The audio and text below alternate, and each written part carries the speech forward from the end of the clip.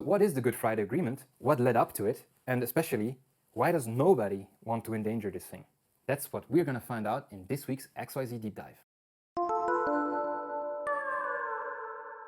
So to give you the rundown of this whole thing, I will separate it into 4 parts. There's a lot of stuff to cover here, so I'll try to be as brief and precise as possible. The story starts in the 17th century. It's when Scottish and English settlers arrived in the north of Ireland. These settlers were called planters and were Protestants. Ireland, though, being Catholic, kind of clashed with these new settlers. So from the get-go, these settlers or planters were having conflicts with the natives there. They had quite the differences and even fought 2 wars in the 17th century.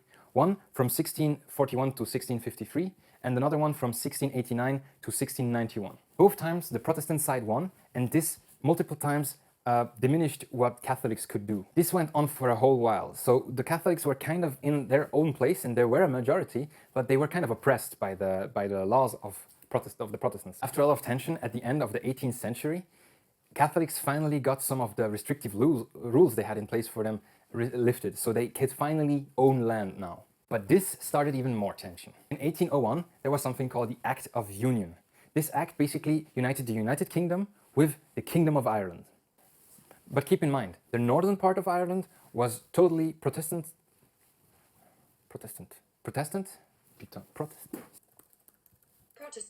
Keep in mind though, the northern part of Ireland was Protestant. The whole rest of Ireland, which was 75% of the people, were Catholic. Since the tensions grew and grew, the Catholics basically wanted some kind of independence from the Protestants because they felt like they weren't represented correctly in front of the UK.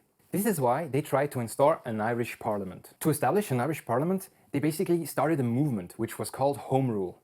This movement was of course supported by the Catholics, but was fought against by the Protestants. From here on out, if you haven't noticed, you can see some patterns that are going into politics. It's not only about religion anymore, it's really about politics and affiliations. The Irish that wanted an Irish parliament, the ones who were for Home Rule, were called nationalists, and the people in the north who wanted to still be part of the UK were called unionists. The unionists basically didn't want anything to do with this Home Rule because it could jeopardize the relationship they had built with the UK. Third part of the story. Entering 20th century, these 2 parties really didn't see eye to eye. And the unionists even said that in 1912, just before the war, they said that they would even resist by force if the nationalists want to establish an Irish parliament. And that's what happened.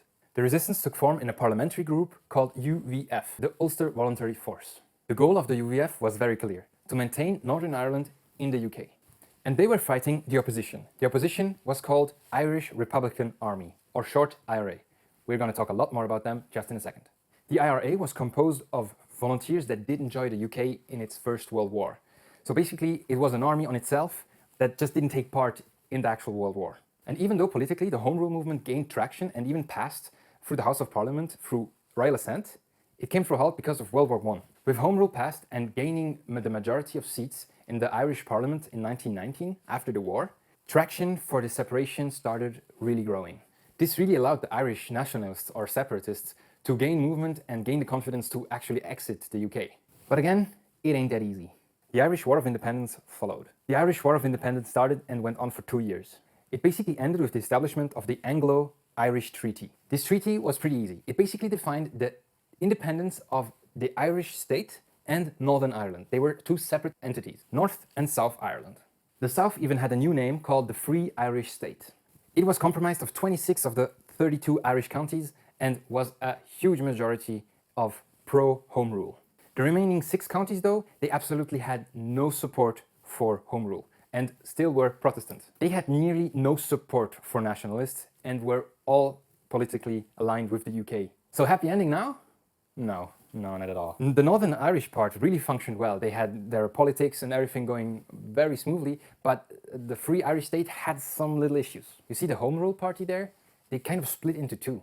Some of them were for this Anglo-Irish treaty and some of them were against it. Pro-treaty and anti-treaty. What's the difference? They split into 2 because they didn't define what exactly they meant by independence, I guess. One party wanted total independence of the UK and others just wanted the independence of the Northern Ireland. This created tension inside the group, so they split. The party that wanted to split from the UK basically took on the mantle of the IRA. And just so we're clear, the IRA we know today is this one. The old IRA, like it's called, is everything that happened before the War of Independence and this treaty. So what's the state now? There is a free Irish state, but with two political parties that don't want the same thing. After some gerrymandering, which is when you draw the borders of cities and counties in a way so that you get more votes, the anti-treaty group won. The majority, that is. They won the majority. What they didn't win is the war inside of the free Irish state. Yes, again, there was a war between the pro-treaty and the anti-treaty people. And the pro-treaty people won. As a side note, the IRA still exists today, in some form or another. But for me, actually, with all this research, I can't really figure out what exactly it would be they want. In 1937, the Free Irish Party held a referendum in which they wanted to decide if they cut all ties with the UK or if they stay in the UK. The decision was clear. With 57%, they cut all ties. This is how Ireland became an independent country. And now we start the last phase for me. Becoming an independent country that we still know today by the name of Ireland wasn't without its problems, like you could see, but it's not over yet. Even though there was unrest and a lot of political activity of the IRA, it was relatively stable till the 1960s. From there on out, something called the Troubles started. The Troubles are a conflict that went on for over 30 years and was basically started because in Northern Ireland, there were still 30% of Catholics. 30% still wanted to join the Republic of Ireland, or Ireland. This led to massive terror attacks for over 30 years. These attacks were not only in Northern Ireland, but also in Ireland and sometimes even in mainland Europe. Over 50,000 people were injured in this conflict, from women to children to men, and over 4,000 people died. This gruesome period came to an end in 1998, where all the political parties that were concerned from Northern Ireland, from Ireland and from the UK came together on a Friday and came to an agreement where they would stop this senseless conflict that wouldn't end. And therefore it was called the Good Friday Agreement. This all happened in Belfast and put the majority of conflicts to an end. But sadly, not all the conflicts have ended. Till today, there are attacks from the IRA in Northern Ireland. The last one was just a few days ago with a car bomb. And in Belfast, there are even walls. These walls are called peace walls, and they separate the Catholic and the Protestant communities. The government, although stated multiple times that they want to remove the wall by 2023. So the major conflict did end, but there are still attacks from the IRA till today. From what I could find on the BBC, there were over 100 different attacks from 2009 that are suspected or allegedly performed or have been performed by the IRA. I will do my best to never take sides in this show or never to over-enthusiastically show my support for one or the other side, but killing people is never okay. That's just not okay. And over 100 attacks in 10 years, that's incredible in Europe, you know? Yeah, so these conflicts still go on, and there are still even walls in Belfast. This whole thing with the wall in Ireland now that I learned, and more recently with the wall in between Mexico and the USA, gave me the idea for next week's episode. I will try to do something about borders and what they implicate and what exactly we have to get ready for in the next few years. You'll find all the links of research I did down below in the comments, and please tell me what you think about this story. Did you know that this happened? And did you know that this conflict was going on for so long? And even in this recent past was still going on. What do you think about the implications that this could have for the whole Brexit deal? So what can we conclude of this whole history and this whole loaded history and the current situation of Brexit? For me, it's a huge paradox sprinkled on with some 400 years of conflict. This paradox for me is, on the one hand, the UK wants to have its borders in control and limits the free trade and the free passage. But on the other hand, they have their only physical border where having this in place would complicate a lot and bring up a lot of tensions, I guess, as well. And keep in mind, these are only people, religion, or political problems. We don't even talk about the economic problems that we will have. A lot of businessmen and farmers are not happy with this whole Brexit thing because having their free trade limited could potentially be devastating for them. So yeah, not to mention what would happen if there was a no-deal scenario. So yeah, I hope that you have a better understanding now from this whole thing and why the Brexit border stuff is so important for Europe and for the UK. I hope you enjoyed this deep dive, and let me know what you think. Was it too long? Was it too short?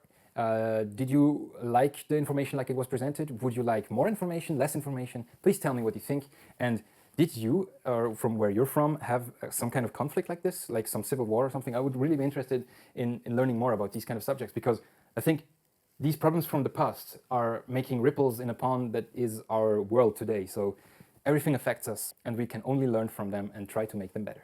Thanks a lot for watching. I hope you enjoyed this episode and that you learned something from it. That's the most important part.